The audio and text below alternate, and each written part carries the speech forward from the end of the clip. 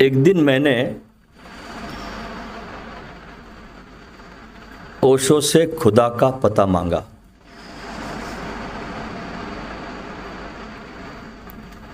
एक दिन मैंने ओशो से खुदा का पता मांगा तो ओशो ने मुस्कुराकर मुझको मेरा ही पता बता दिया और कहा कि खुदा खुद में ना मिलेगा तो और कहाँ मिलेगा।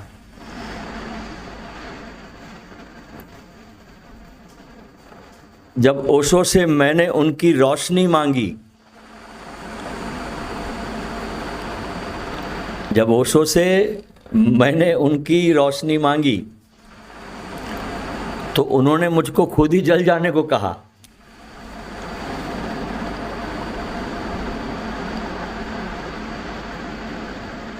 उन्होंने मुझे खुद ही जल जाने को कहा। मैं जलता गया और उस आग में निखरता गया।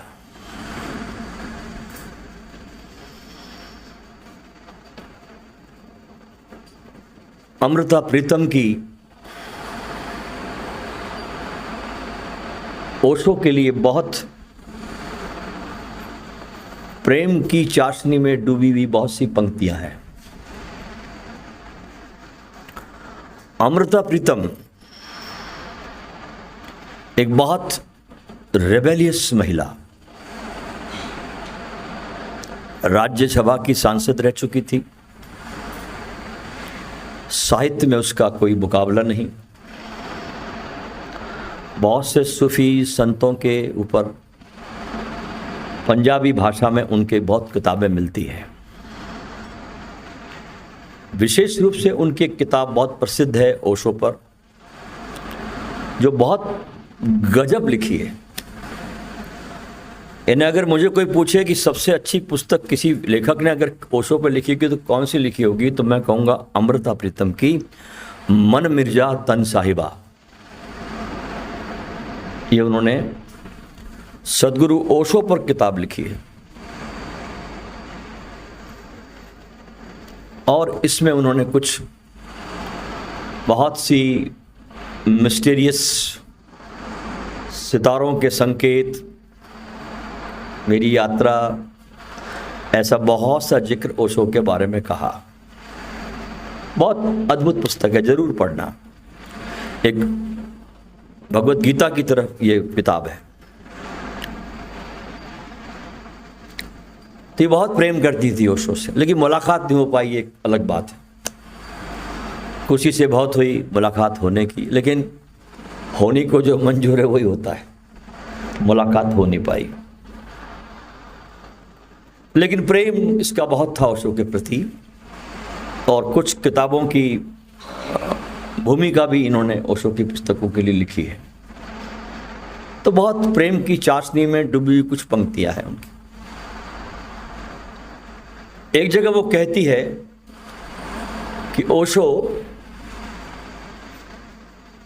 स्वयं तूफानों के पाले हुए थे और उनका अक्षर अक्षर मोहब्बत का दिया बनकर उन तूफानों में जलता रहा। और आगे कहती है कि जलता रहेगा।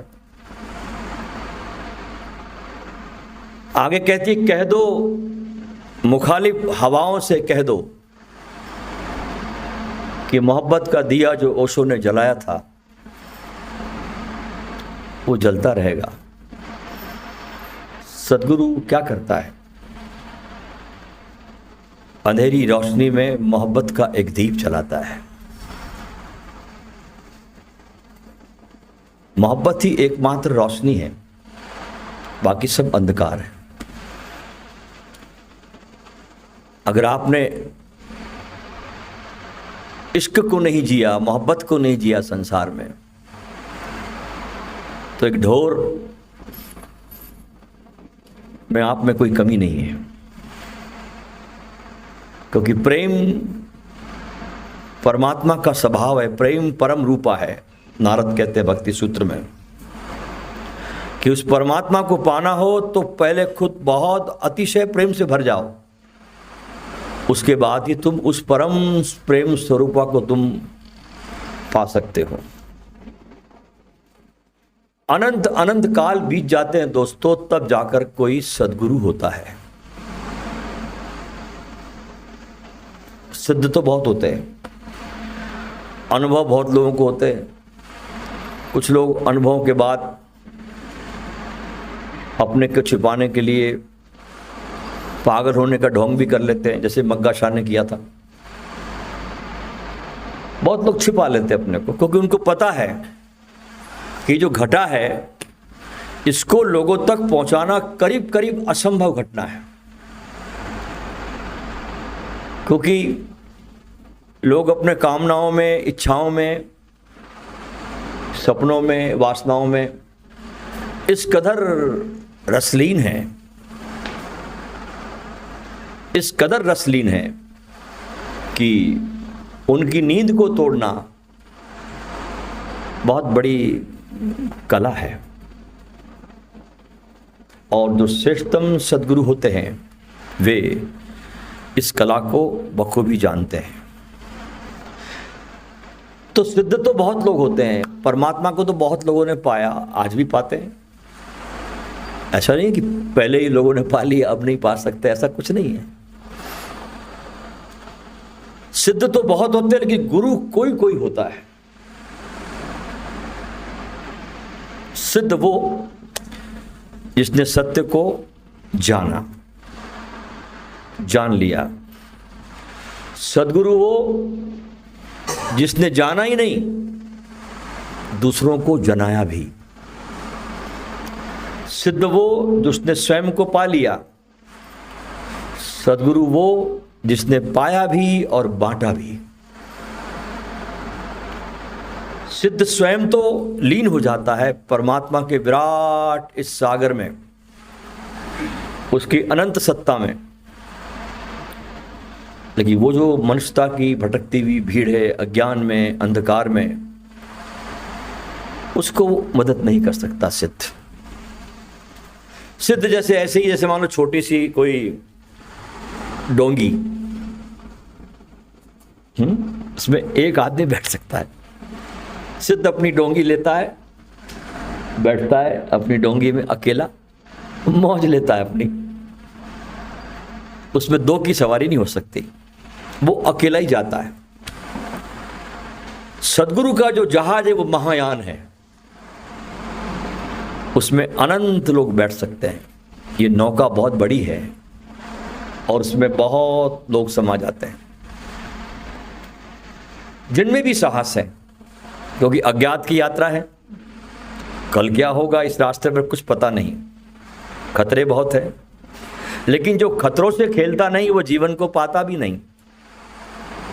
जितना ज्यादा मनुष्य सुरक्षित होता जाता उतना मुर्दा होता जाता,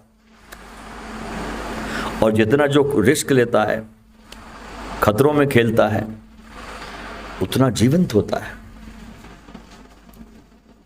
देखिए पक्षियों को कितने खतरे में जीते, देखिए जानवरों को कितने खतरे में जीते हैं, लेकिन उनकी गरिमाओं को देखिए। किसी पक्षी की गरिमा को देखे आप, किसी शेर की गरिमा को देखे आप। परमात्मा के प्रति पूरी श्रद्धा में डूबे हुए सारी प्रकृति, कहीं शिकायत नहीं है। किसी पशु में, पक्षी में कोई परमात्मा के प्रति, अस्तित्व के प्रति कभी कंप्लेंट उठती ही नहीं। एक शेर अगर अपने शिकार के लिए निकलता है अपनी मांद से बाहर, ढूंढता है अपने शिकार को भोजन के लिए, मिले तो ग्रहण कर लेता है, नहीं मिलता है तो परमात्मा के सामने शिकायत नहीं करता, वापस अपनी मांद में चला जाता है, सो जाता है, नो कंप्लेंट। हम लोग छोटी छोटी चीज़ों में अगर हमारी पूर्ति नहीं होती तो हम शिकायतों से भर जाते हैं। मेरे साथ ही ऐसा क्यों हुआ, मेरे पड़ोसी के साथ ऐसा क्यों नहीं होता, सारे दुख भगवान ने मेरे को ही क्यों दे दिए। तमाम तरह के शिकायतों से भर जाते हैं। तो सद्गुरु जो होता है वो अनंत लोगों के लिए द्वार बन जाता है। इसलिए सद्गुरु बहुत थोड़े होते हैं, सिद्ध बहुत होते हैं। इसलिए कहा जाता है कि कि सद्गुरु जब आपको दिखाई पड़ जाए, आपको मिल जाए, आपकी हृदय की वीणा झंकृत हो जाए किसी के पास जाने से, वो कोई भी हो सकता है, तो इस अवसर को चूकना मत। Don't miss this opportunity. फिर सद्गुरु कोई भी हो, चाहे वो नानक हो, चाहे वो गुलाल हो, चाहे लाल हो, चाहे दादू हो, चाहे कबीर हो, चाहे कुंभनाथ, कोई भी हो, राबिया हो कि जलालुद्दीन रूमी हो, जात पात से कुछ भेद नहीं पड़ता। ये जात पात तो हमने बनाई, सिद्धों के लिए, गुरुओं के लिए कोई जात पात नहीं होती। सद्गुरु का स्वर एक, उनका संगीत एक, उनकी पुकार एक, और उनका आह्वान एक। उनकी भाषा अनेक हो सकती है, मगर उनके भाव अनेक नहीं होते। जिसने धरती पर एक भी सद्गुरु को पहचान लिया, अब ये मिस्ट्री की बात है, अगर तुम किसी एक सद्गुरु के साथ जुड़ गए, पूरे प्राणों के साथ, पूरी श्रद्धा के साथ उस एक के हो गए, तो जिसने एक सद्गुरु को पहचाना, उसने धरती पर सारे सद्गुरुओं को पहचान लिया, अतीत के भी, वर्तमान के भी, और भविष्य में जो होंगे उनको भी। क्योंकि सद्गुरु के साथ जुड़ने में समय के सारे भेद मिट जाते हैं। जो पहले हुए वे भी उसमें मौजूद होता है सद्गुरु में, जो अभी है उसमें भी मौजूद, जो कभी होंगे वो भी उसमें मौजूद है। इसलिए जो सद्गुरु के चरणों में झुक जाता है, उसके लिए द्वार सहजता से खुलने लगते हैं। बिना झुके ये द्वार खुलते नहीं। जो अकड़ा है उसके लिए तो द्वार बंद है। भले ही सद्गुरु की तरफ से द्वार खुला है तो भी उसके लिए बंद है, क्योंकि अकड़ के कारण उसकी आंखें बंद है। अहंकार आदमी को अंधा करता है, उसकी आंखों के आगे बादल आ जाते हैं। अहंकार आदमी को अंधा करता है, विनम्रता उसको आंखें देती है। इसलिए विनम्रता के गुणों को धारण करिए। जो जितना सोचता है कि मैं हूं, उतना परमात्मा से दूर होता जाता है। जो जितना ज्यादा दिन भर मैं की भावना से भरा होता है, वो उतना ही परमात्मा से दूर दूर दूर दूर होता जाता है। एक बहुत पुरानी कहानी मैंने सुनी कि बंबई में एक फिल्म अभिनेता मरा, बड़ा नामी अभिनेता था। अब जैसा कि समाज का नियम है कि जब डेड बॉडी को ले जाते हैं तो बहुत लोग मित्र साथ जाते हैं, तो पूरी फिल्म इंडस्ट्री आई उसको अंतिम विदाई देने के लिए।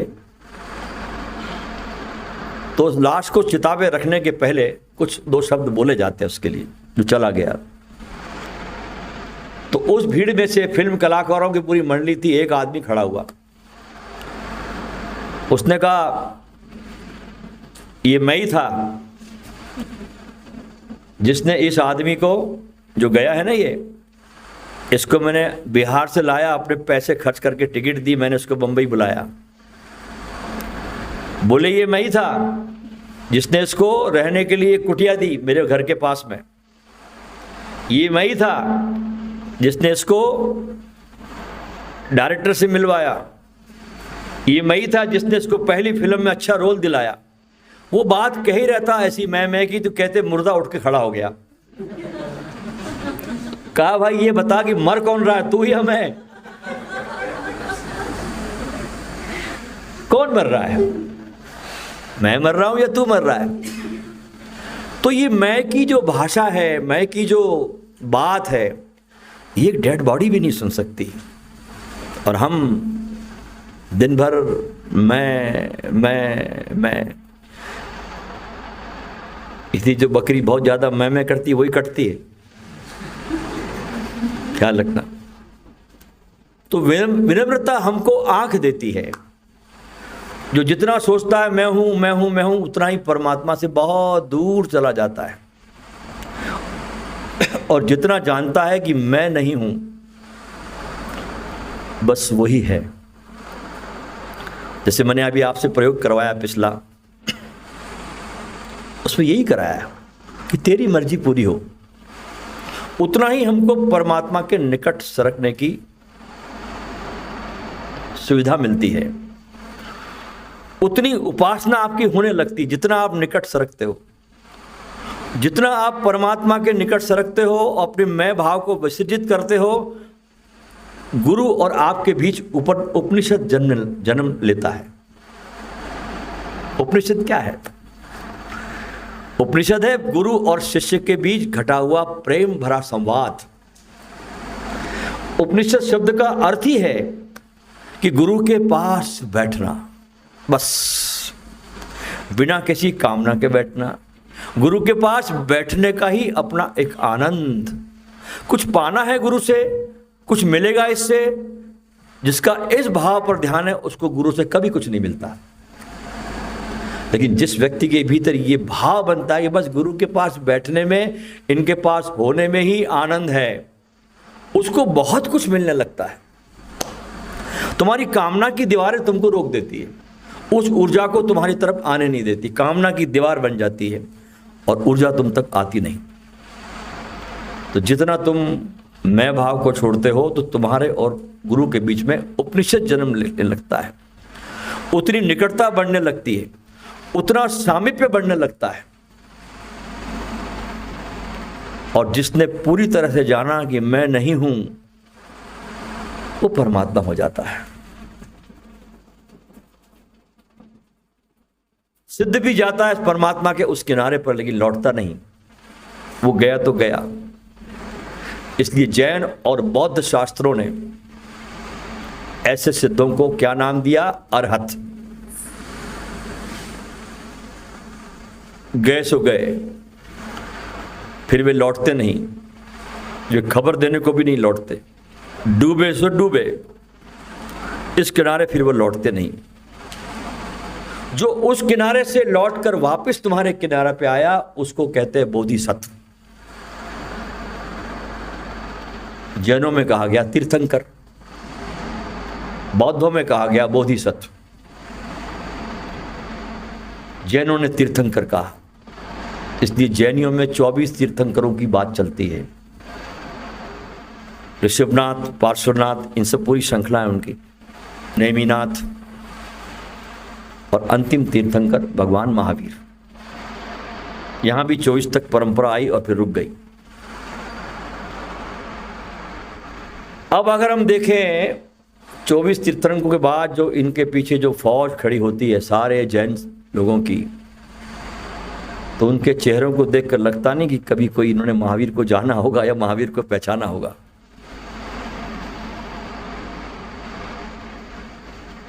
क्या संदेश था महावीर का, और क्या पकड़ लिया लोगों ने, जाना ही नहीं संदेश को। इसलिए कहते हैं कि शास्त्रों को भी गुरु के मुख से सुनो। ये बार बार कहा जाता है किताबों में, हमारे उपनिषदों में, कि अगर किसी धर्म शास्त्र को भी सुनना हो तो तुम मत पढ़ लेना, क्योंकि तुम तो गलत ही अर्थ लगाओगे उसके। तुम जैसे हो वैसे ही अर्थ निकलेंगे ना, अलग अर्थ तो निकलने वाले नहीं। जो तुम्हारी चेतना की स्थिति है वही अर्थ तुम उसमें आरोपित करोगे। इसलिए कहा गया है कि धर्म शास्त्रों को भी गुरु के मुख से सुनो, ताकि अर्थ का अनर्थ न हो। इसलिए सद्गुरु की करुणा अपार है। सत्य का अपूर्व आनंद छोड़कर, महासुख को छोड़कर, जहां पर कमल ही कमल खिला है, जहां शाश्वत ही शाश्वत है, उसको छोड़कर लौटता है सद्गुरु। इस किनारे पर जो कांटों से भरा है, जो लोग भटक रहे हैं, उनको खबर देने जो आता है, उसका नाम है सद्गुरु।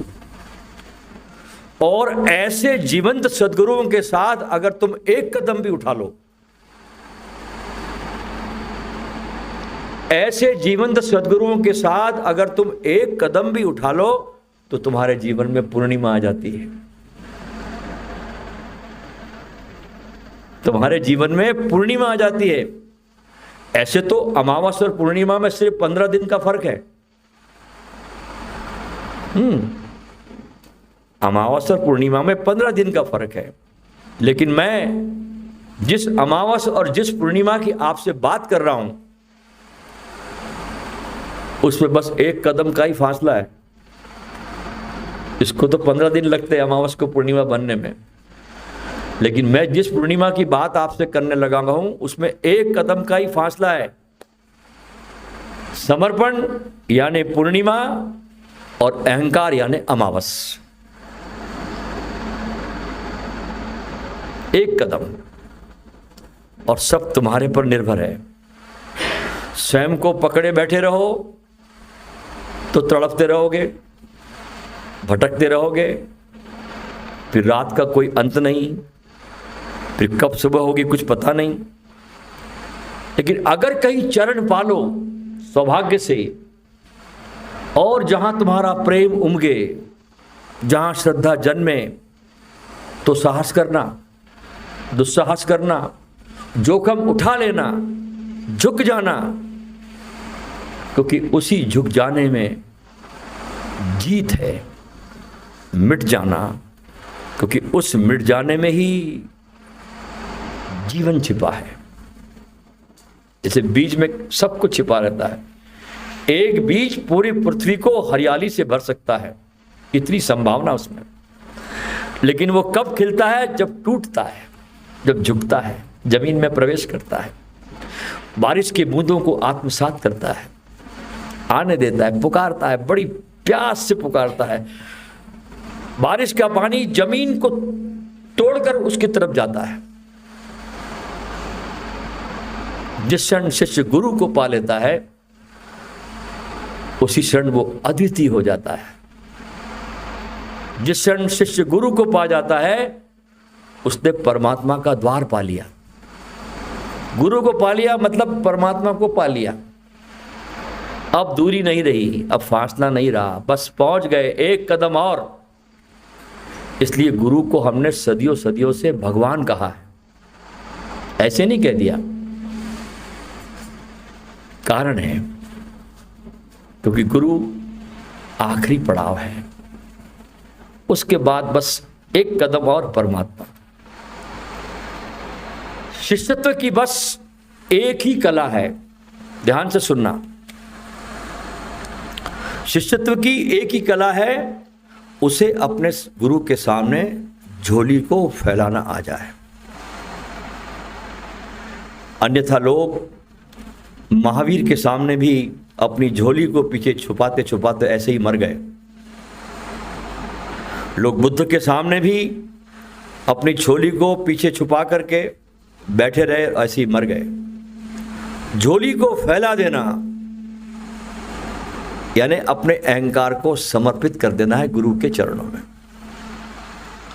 तो समर्पण ही एकमात्र कुंजी है जो गुरु के खजानों का द्वार खुलती है।